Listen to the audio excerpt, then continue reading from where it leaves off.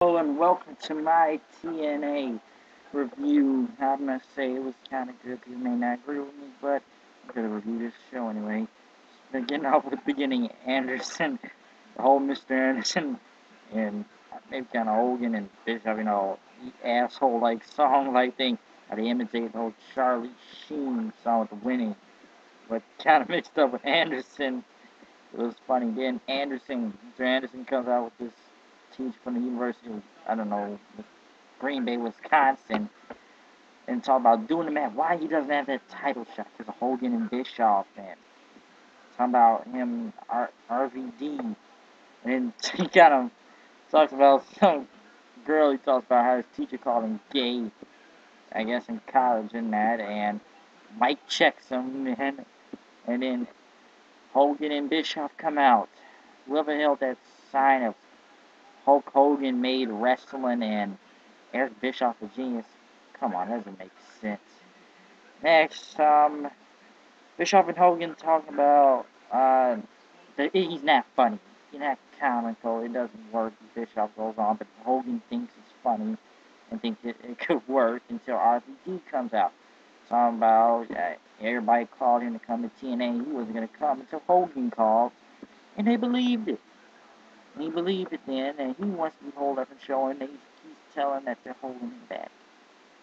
So now Bischoff makes his match. Number one contender spot. Anderson versus RVD tonight. Well, not tonight, well, last Thursday on Impact.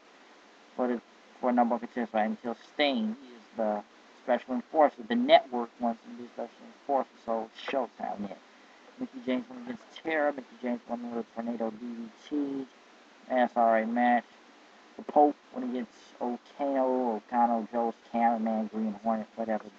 Pope beat the crap out of him with like a boot and a chain. They knocked out the Rev until Joe came out and helped, and Pope got out of the ring then. Stuff that happened on TNA. Let's go. RVD's in Bischoff's office talks about how, well, he still needs that title shot, and Hogan just calls him in after he leaves. Keep moving on to more important stuff. Ric Flair, the Nate Shaboak, comes out with Matt Hardy and Bully Ray, because Bully Ray and Matt Hardy been one of the biggest tag teams, tag team specialists, so they were real big, and they keep talking about they were big in the WWE, but sometimes they got held back, kind of like Matt Hardy had three, and say the four of them will beat all three of Fortune, but I was wondering who the fourth man is. Fortune comes out and attack. So the fourth man is Abyss, has returned back into TNA after that Jan's being impaled on him. Then Hernandez comes out with, I guess, this whole Mexican saying they're coming out, taking over TNA. I forgot his friend's name, whoever jumped out of the crowd, but Hernandez, Rosita, Sarita talking about they're taking over TNA, the whole Mexican thing, and then they call out Matt Morgan. Devon kind of accepts the challenge for a tag team match. They go in the ring for a match. And Velvet Sky comes out and get involved, and Angelina Love can help until when it called her back. I don't know why, it's some weird type of stuff. Hernandez and his buddy his buddy hit Devon here with some kind of weapon, a brass nuts or something. I forgot his name. I have to look that up again. Just watch the show again. Crimson Scott Steiner when he gets Ink Ink. Crimson Scott Steiner won until Shannon Moore got back in the ring and like wiped his ass with hit Scott Steiner's head and he threw it back at him, and Scott Steiner tried to go after him. They don't know why. Shannon Moore keeps attacking after they lose the match. RVD went against Mr. Anderson. RVD then staying with the enforcer. The ref got knocked out by Anderson, and Sting kind of was the ref then until later in the match.